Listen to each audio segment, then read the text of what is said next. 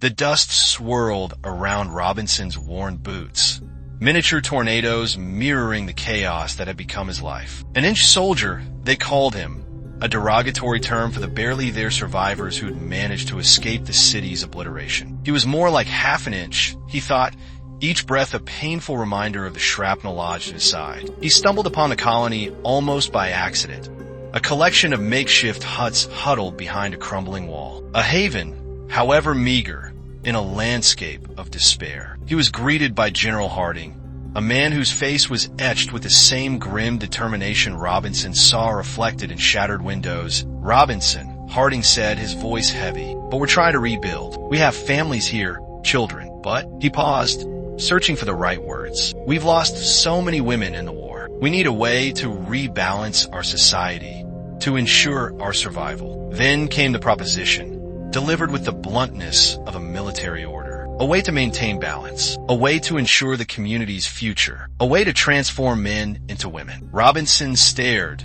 the initial shock giving way to a strange sense of resignation. What did he have to lose?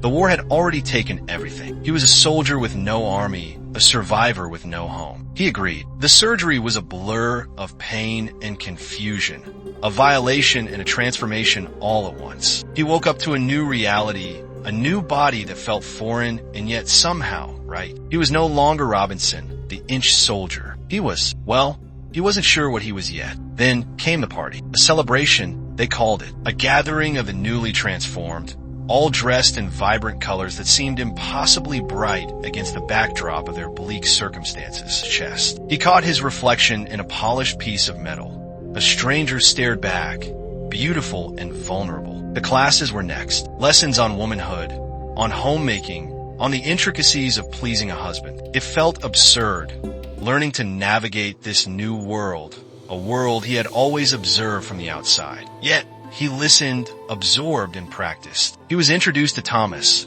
a young man with kind eyes and a hesitant smile. He was a soldier, too, before the war. Now, he was Robinson's husband. The wedding was a small affair, a simple exchange of vows under the watchful eyes of the general and the colony's elders. That night, in the small hut they would now share, Robinson felt an unfamiliar anxiety. He followed the lessons he had learned, tending to Thomas with a capacity for empathy and understanding that had been buried beneath layers. He was terrified, unsure, but Thomas was gentle, patient. He treated Robinson with respect, with a burgeoning affection that surprised and humbled her. As they embraced, she discovered a new sensitivity, distant memory, a faded scar on a landscape that was slowly beginning to bloom again. She found purpose in caring for Thomas, in building a life, in rebuilding a community. She wasn't Robinson anymore. She was a woman, a wife, a homemaker. She was happy, and in that happiness,